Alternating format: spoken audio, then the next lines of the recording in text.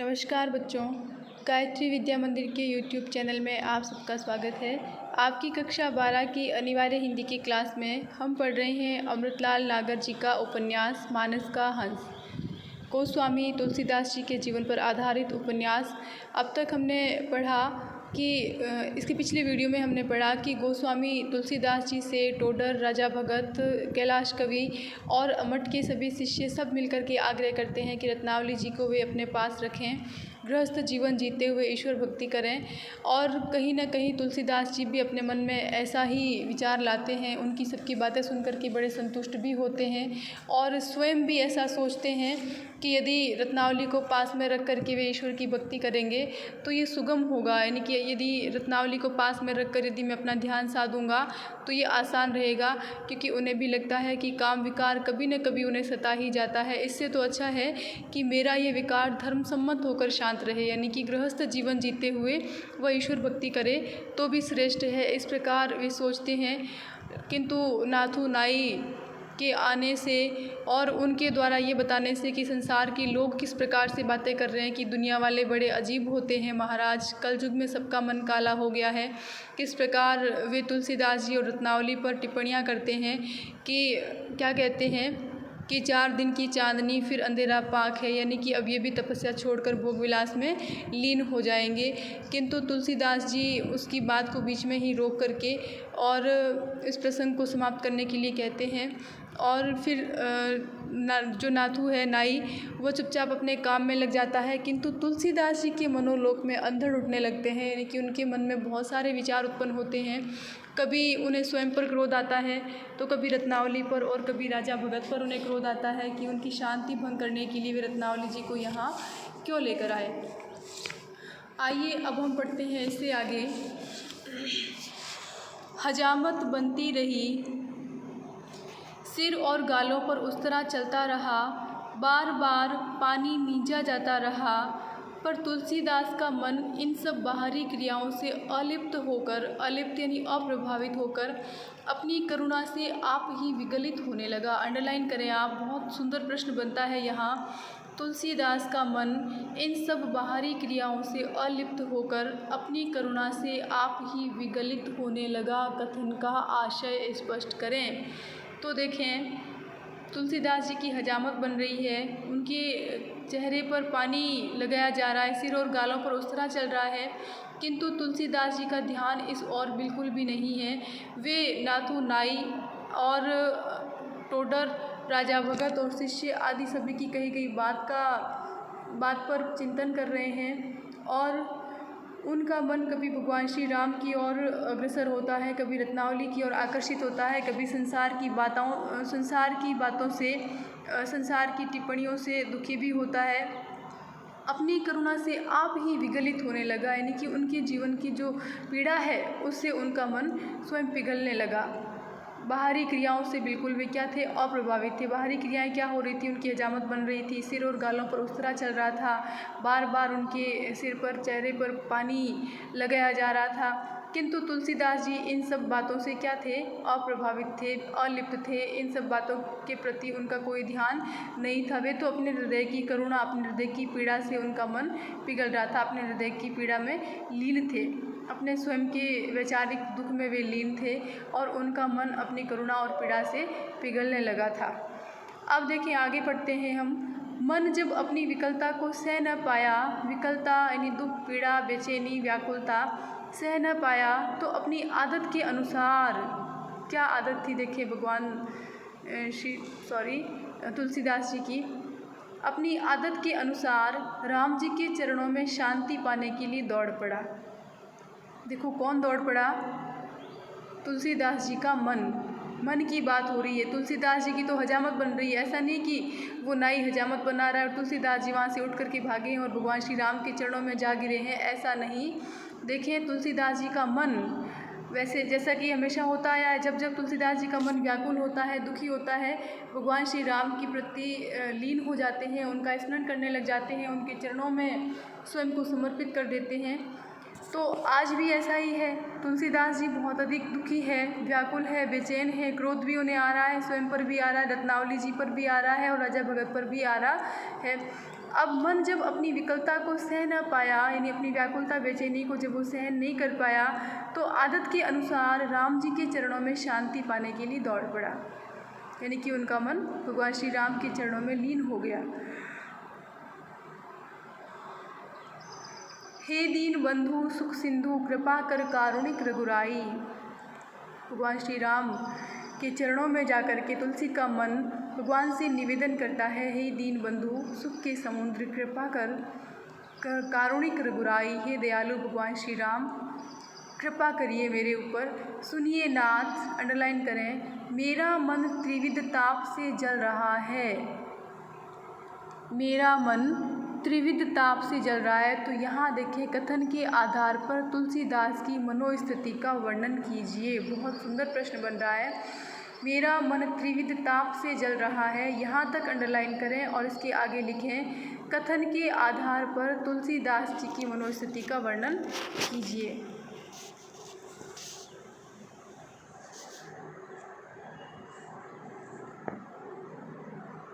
मेरा मन त्रिविध ताप से जल रहा है।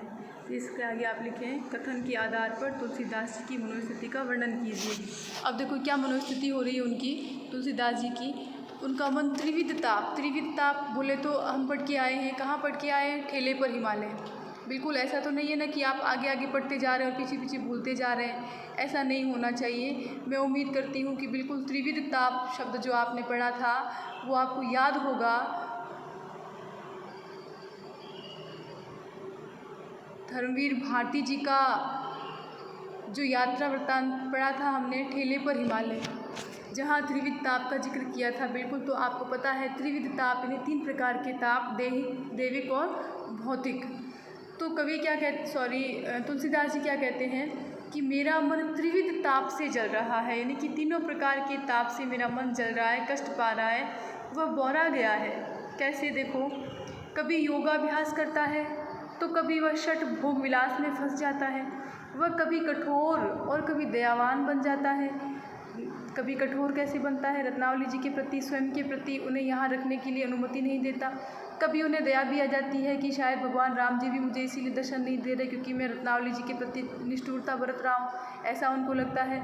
कभी दीन, कभी मूर्ख, कंगाल और कभी घमंडी राजा बन जाता है। वह कभी पाखंडी बनता है और कभी ज्ञानी। हे देव, मेरे मन को यह संसार विविध प्रकार से सता रहा है, यानी कि यह संसार अनेक प्रकार से सता रहा है तुलसी के मन को। कभी धन का लालच सताता है, कभी शत्रु भय सताता है और कभी जगत को नारीमय देखने लगता है। मैं अपने मन से बड़ा दुखी हूँ रघुनाथ। संयम, जप, तप, नियम, धर्म, व्रत सभी आदि सारी औषधियाँ करके हार चुका, यानी कि मैंने सारे उपाय अपना लिए किंतु फिर भी मेरा मन जो है वो शांत नहीं हो पा रहा, किंतु वह मेरे मन में काबू नहीं आ रहा,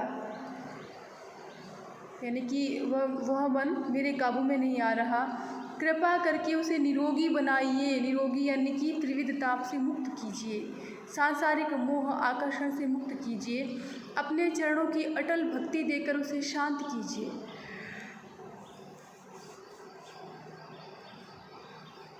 हे नाथ, अब मैं बहुत तप चुका हूँ, यानी कि अब मैं बहुत तप गया हूँ, यानी कि मैं सांसारिक कष्टों की अग्नि में बहुत तप चुका हूँ और बंद आँखों से आंसू टपकने लगे। उनकी आंखें बंद थी। देखो, हम ऊपर पढ़ के आए, हजामत बनती रही, सिर और गालों पर उस तरह चलता रहा, बार बार पानी मींजा जाता रहा। तुलसी का मन इन सब बाहरी क्रियाओं से अलिप्त होकर अपनी करुणा से आप ही विगलित होने लग गया। तो देखो, तुलसीदास जी आंखें बंद करके बैठे हैं, हजामत हो रही है और तुलसीदास जी भगवान श्री राम के चरणों में लीन होकर के अपने मन को लगा करके ये सारी अपनी पीड़ा को प्रकट करते हैं ईश्वर के प्रति और उनकी बंद आंखों से आंसू भी टपकने लगे। नाथू ने जो ये देखा, क्या देखा नाथू ने कि तुलसीदास जी की आंखों से आंसू टपक रहे हैं, क्योंकि बाकी तो सारा तूफान जो तुलसीदास जी के मन मन रूपी संसार में जो अंधड़ चल रहा था उसे तो वो देख नहीं पाया, किंतु उस अंधड़ की जो बरसात थी, जो आंसू के रूप में उसकी तुलसीदास जी की आंखों से टपकने लगी थी, वो ज़रूर उसने देखी। नाथू ने जो ये देखा तो अपना उस्तरा रोक दिया।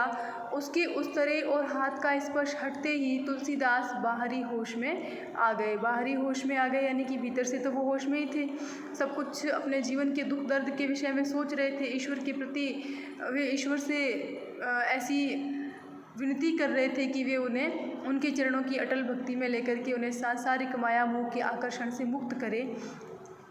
किंतु जब नाथू ने उसरा रोका तो उसके उसरे और हाथ का स्पर्श जैसे ही हटा, तुलसीदास जी को बाहरी होश भी आ गया। भरी हुई आंखें खोलकर एक बार देखा, फिर पास रखे हुए अंगोछे से आंखें पोंछकर बोले, तुम अपना काम करो नथु, मेरा मन तो राम बावला है, कभी हंसता है और कभी रोता है। राम बावला है यानी भगवान श्री राम के लिए बावला है, वह कभी हंसता है और कभी रोता है। नाथू जब अपना काम करके जाने लगा तो तुलसीदास बोले, अब जो कोई तुझसे पूछे तो कह देना कि माताजी अपने मोहवश 4 दिन के लिए आई है और शीघ्र ही चली जाएगी। यानी इसका क्या मतलब हुआ? इसका मतलब ये हुआ कि तुलसीदास जी ने कठोर निर्णय ले लिया है कि वे रत्नावली जी को यहाँ मठ में नहीं रहने देंगे। काहे महाराज रहे ना, 2 ही दिनों में मठ के सारे लोग उनकी बड़ाई करने लगे। गोसाई लोग तो गृहस्थाश्रम ही होते ही है, यानी कि जो गोस्वामी जी होते हैं वो तो घर गृहस्थी वाले होते ही हैं, फिर कोई बड़ी बात नहीं है, आप उन्हें रहने दीजिए इधर। तो तुलसी कहते हैं, मैं दूसरे गोसाइयों की तरह अनीति की चाल पर कदापि नहीं चल सकता। मैंने गृहस्थाश्रम का त्याग किया सो किया।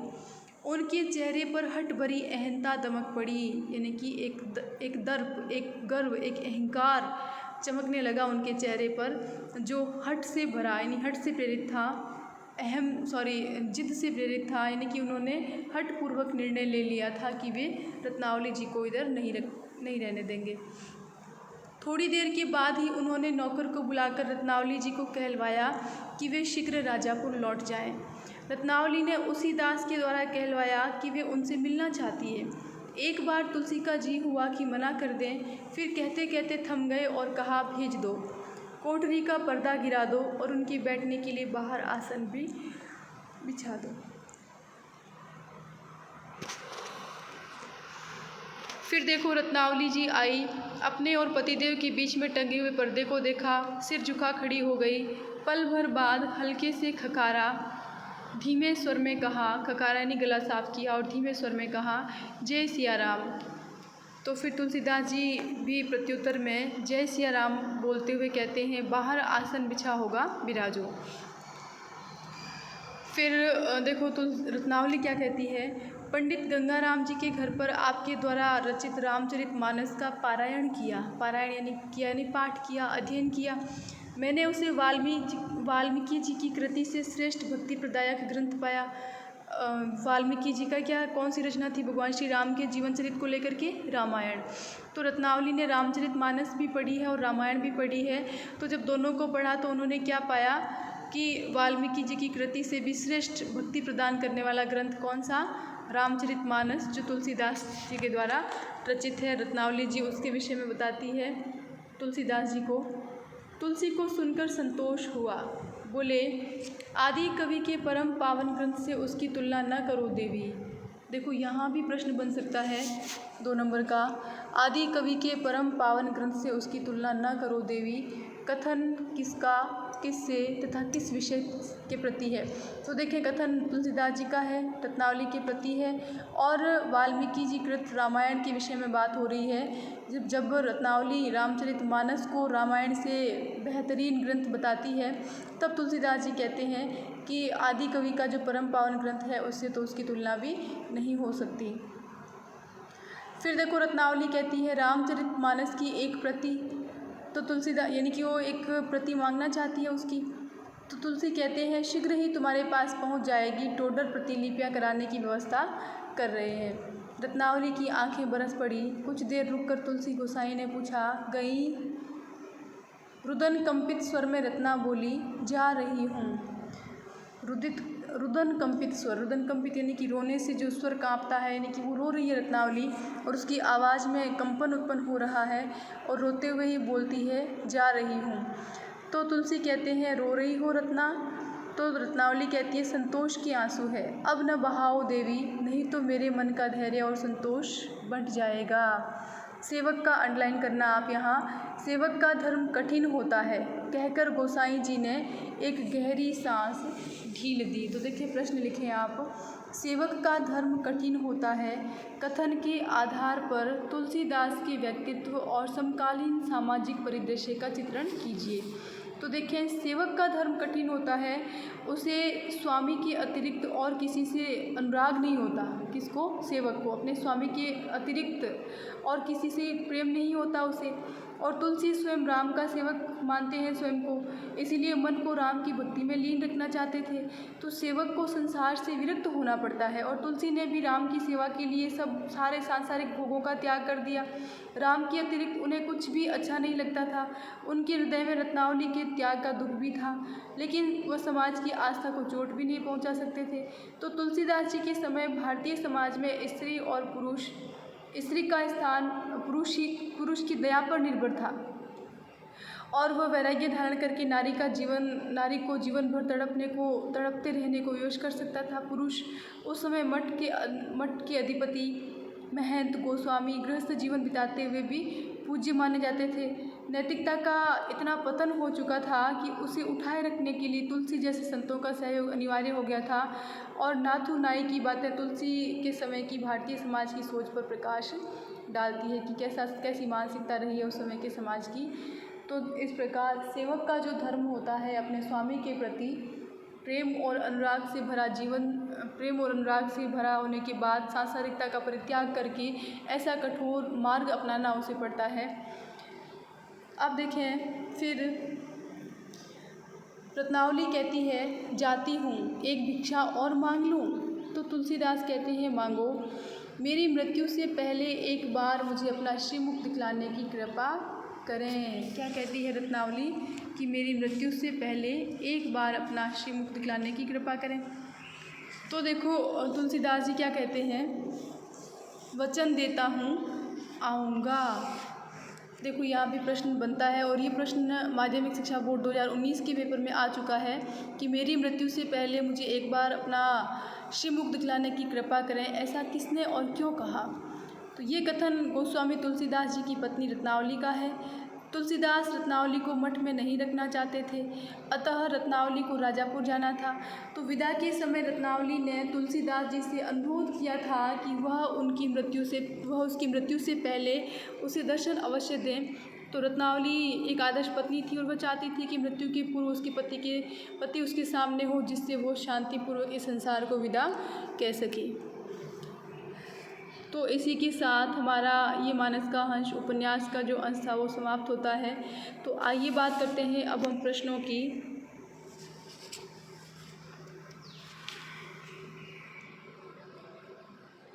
बहुत सुंदर प्रश्न देखें आप, 2018 के पेपर में आया हुआ है बिल्कुल। तुलसीदास ने लोक कल्याण के लिए वैराग्य धारण किया, तो रत्नावली ने भी तपस्विनी भारतीय नारी की तरह उनका साथ दिया। इस कथन को मानस का हंस उपन्यास के पठित अंशों के आधार पर स्पष्ट कीजिए। तो देखिए तुलसीदास ने वैराग्य धारण कर लिया और गृहस्थ जीवन का परित्याग कर दिया। रत्नावली उनके मार्ग में बाधक नहीं बनी। वह नहीं चाहती कि उसके कारण तुलसीदास की साधना में कोई बाधा पड़े, इसलिए वह मठ में आकर भी उनसे दूर ही रहती थी। तुलसीदास चाहते थे कि एक बार रत्नावली से आमना सामना हो जाए, वह अपना दुख दर्द उससे कहे, पर वह बड़ी सतर्कता से अपने आप को उनकी नज़रों से बचाती रही। वह रसोई में उनके लिए भोजन अवश्य तैयार करती, पर कभी सामने नहीं आती थी। पहली बार जब वह आई तब अवश्य आँख से आँख मिली थी, इसके बाद कभी साक्षात्कार भी नहीं हुआ। और पाठ के अंत में जब दोनों का संवाद होता है तो उस समय तुलसीदास रत्नावली से काशी छोड़ने के लिए कहते हैं। उस समय भी रत्नावली ने हठ नहीं किया और जाने को प्रसन्नतापूर्वक तैयार हो गई। केवल अंतिम समय में उनके दर्शन की भीख अवश्य मांगी। इससे स्पष्ट होता है कि रत्नावली तुलसी के मार्ग की बाधक नहीं बल्कि साधक थी।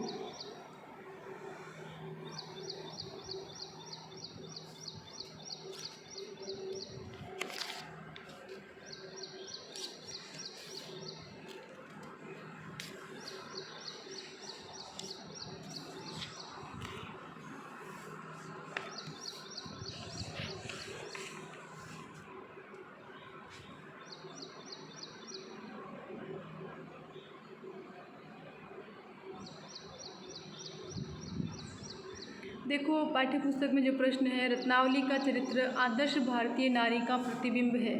पाठ में आए घटनाक्रम के आधार पर स्पष्ट कीजिए। बिल्कुल ये प्रश्न आपको करना है। बहुत सुंदर और बहुत महत्वपूर्ण प्रश्न है। आइए बात करते हैं हम इसकी। रत्नावली का चरित्र आदर्श भारतीय नारी का प्रतिबिंब है। पाठ में आए घटनाक्रम के आधार पर स्पष्ट कीजिए। तो देखें, आदर्श भारतीय नारी अपने पति की छाया बताई जाती है। अपने पति की छाया मात्र, पति ही उसका सब कुछ होता है। तो मानस का अंश में राजा भगत के माध्यम से रत्नावली को आदर्श भारतीय नारी के रूप में दिखाया गया है। कहीं तुलसी साधना में से विचलित न हो जाए, इसके लिए वह उनके सामने नहीं आना चाहती। पति के लिए पत्नी बहुत त्याग करती है। रत्नावली ने भी तुलसीदास के लिए बहुत त्याग किया। गांव में वह पति की रुचि की रसोई बनाती है और किसी भूखे कंगले को खिला देती है और स्वयं बिना चुपड़ी, बिना साग भाजी के 2 रोटी खाकर अपने दिन बिताती है। रोज़ तुलसीदास की धोती धोना, पूजा की सामग्री लगाना, बैठके में झाड़ू लगाना, एक एक चीज़ को सहेज संभाल कर रखना उनका नित्य का काम है। राजा भगत के शब्दों में, जैसे भैया भौजी जैसी तपस्विन हमने नहीं देखी। तो तुलसी ने उसे मठ से चले जाने का आदेश दिया। रत्नावली ने स्वीकार कर लिया, किंतु मृत्यु से पहले श्रीमुख दिखाने की भीख मांगी। हर भारतीय नारी अंतिम समय में पति की निकटता चाहती है। उपयुक्त सभी उदाहरणों से स्पष्ट होता है कि रत्नावली में भारतीय नारी का प्रतिबिंब विद्यमान है। बहुत महत्वपूर्ण प्रश्न है, परीक्षा में आने जैसा प्रश्न है। तो मानस का हंस से संबंधित वीडियो में जो भी प्रश्न बने हैं, बिल्कुल सारे प्रश्न आप अपनी कॉपी में कर लें। सुंदर लिखावट में करें, रुचि के साथ करें। इसकी आगे बढ़ते हैं हम अगले वीडियो में। तब तक के लिए धन्यवाद।